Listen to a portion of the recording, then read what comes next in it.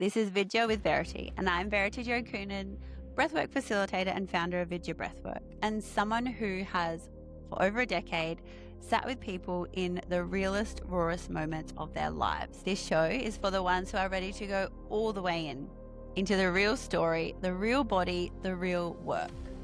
Raw conversations, honest truth, and the tools that actually create change. Let's go.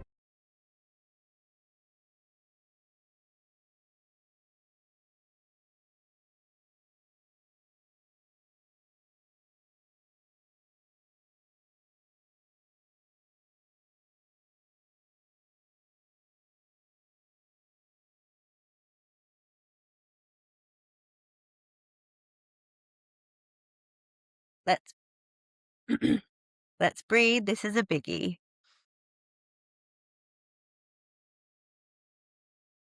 Beautiful. Let your body arrive.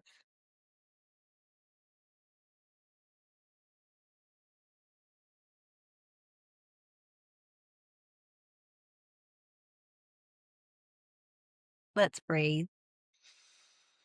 Big inhale, feel your body, and exhale, let it all go. This is the episode I've had more people ask me to make than almost any other. Because at some point in your healing journey, if you go deep enough, you will look up and realize that some of the people who were your closest friends to you don't quite fit anymore.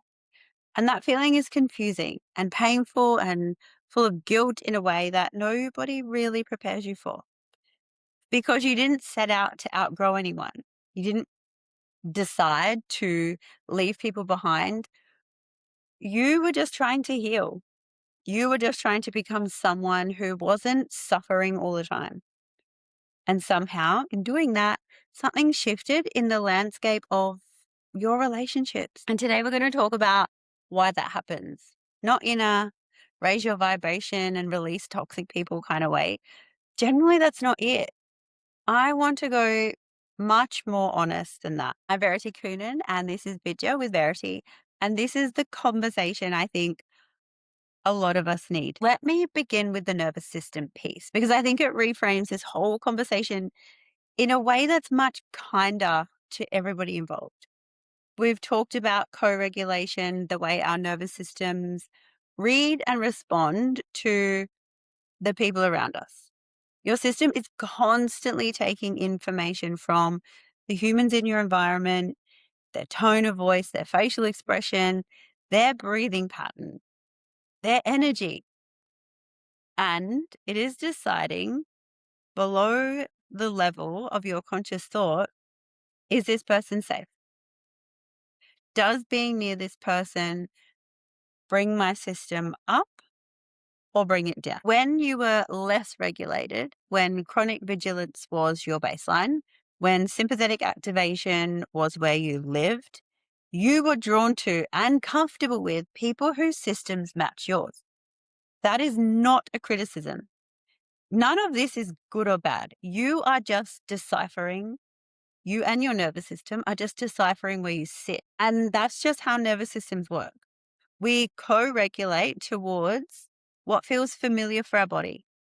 And familiar for a lot of us was a certain level of tension, urgency, drama, or emotional inconsistency. When your system changes, when you start living in a more often ventral vagal, in just genuine safety in your world, you stop feeling at home environments that used to feel normal.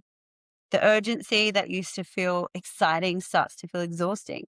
The intensity that used to feel like intimacy starts to feel like activation. And the people who haven't changed alongside you through absolutely no fault of their own can start to feel like they're on a different frequency. This is not about them being bad people. This is about resonance, and resonance shifts when you do. Let me describe ways this actually shows up, because it's rarely as clean as we grew apart. You might find the conversations that you used to feel connecting feel draining.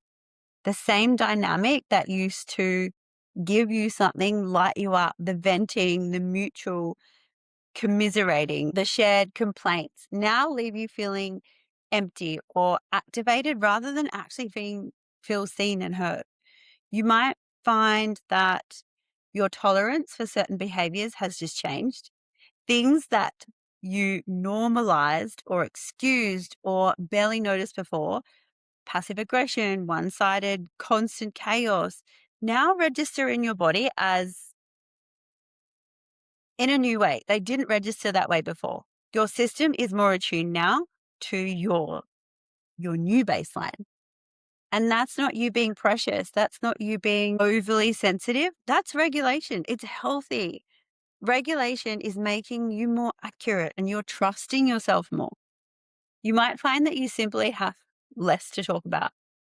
The shared common ground, the complaints, the patterns, the collective story of how things are was part of the connection. And when you start releasing that gap, that story, the shared ground, it all shrinks. And perhaps most painfully, you might find that some people in your life are actively uncomfortable with who you're becoming now because your growth is an implicit challenge to the status quo. Because if you can change, maybe they could too. And that is a confronting thing to be near. I found this with alcohol and when I stopped drinking. It's when you stop drinking, you can almost see it makes people feel uncomfortable because it makes them look at themselves. Should I stop drinking? Do I have a problem? When in reality, it was nothing about anyone else. I didn't drink because my body wasn't coping. And I know my limits. If I'm not in the best headspace possible, I'm not putting alcohol in my body. The days after are just not worth it. I want to talk about the guilt. I think it's the part that keeps people stuck. My definition of guilt is guilt to me equals it needs communication. So a conversation needs to be had. It doesn't always have to be with somebody else. Maybe it's just with myself, but it means there's something that my brain is ruminating over. And more often than not, that doesn't need to be. There's a particular flavor of guilt that comes with outgrowing a relationship because it sounds like, who do I think I am? What makes me think I'm better than them? I'm being arrogant.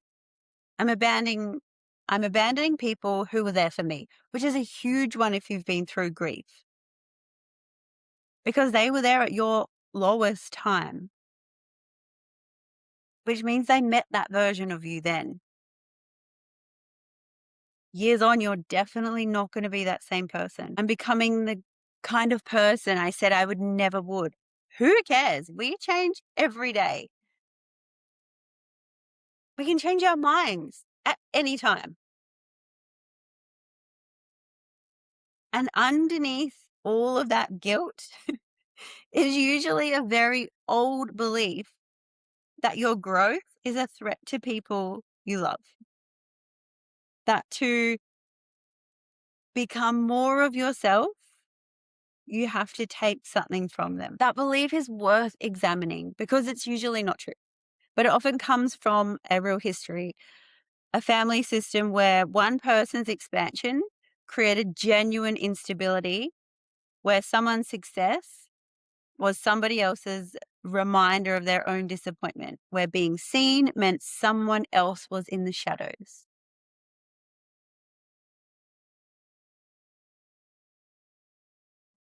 If that was your early experience, the guilt you feel when you grow makes complete sense. It learned from somewhere real, but it's not a moral truth. It's an old piece of nervous system programming telling you that it's dangerous to outgrow the people you love. And you are allowed to grow. And growth is not a betrayal. I want to be really clear about what I'm saying because I think this topic can be weaponized in ways that are not actually honest. I'm not saying that anyone who makes you uncomfortable should be released from your life. I'm not saying that difficulty in a relationship is a sign you've grown past it. I'm not saying that long friendships should be abandoned because they require effort. Real relationships, good ones, will challenge you, will occasionally activate you, will ask you to show up for someone even when it's inconvenient. That's not a reason to leave. The difference is this: does the relationship over time have a net effect of expanding or contracting you? Does it bring out a version of you that you recognize and you want to be? Or does it consistently pull you back into patterns you've worked hard to change? Not by asking you to grow, but by requiring you to shrink. This is the distinction that really matters. And only you can feel that. It only needs to make sense to you, not to think it. You need to feel it in the body after you've spent time with this person. Do you feel more like yourself or less like yourself? So what do you actually do? The first thing I'd say is let it be slow. I don't recommend going and cutting everybody off, because most relationships that need to shift don't actually require any dramatic endings. They just require a natural adjustment of proximity. You don't have to have a conversation with this person. You don't have to make a big announcement or explain yourself. You don't. You don't have to explain your growth to anyone. You're allowed to simply become less available. More boundaries put in place, and more intentional about where your energy goes, quietly, without making a statement. The second thing is grieve it genuinely. Don't skip this part. Even when you feel the relationship needs to end or change, even when you know deep down it's not right, there is a real loss. There is a real version of you that existed in that relationship, a younger version, an earlier chapter in your life. Honor the grief. Honoring that grief, beep, honoring the grief honors that chapter. And that's closing the loop. It lets you move on without carrying resentment for these people, friends, loved ones. Third, make space for what is coming. The relationship that will match who you are becoming doesn't arrive before the old ones have left. There's often a gap, a period of loneliness that feels like confirmation that growth costs too much. It doesn't, but you have to be willing to sit in the gap for a while rather than rushing back to what's familiar. The people who are meant to be in your next chapter of life are already looking for exactly the version of you that's emerging. Trust that. Next week, we go even deeper into the body piece. We're going into somatic work and how that work literally changes how you feel and who you think you are. Identity is not just a mental construct, but a physical one.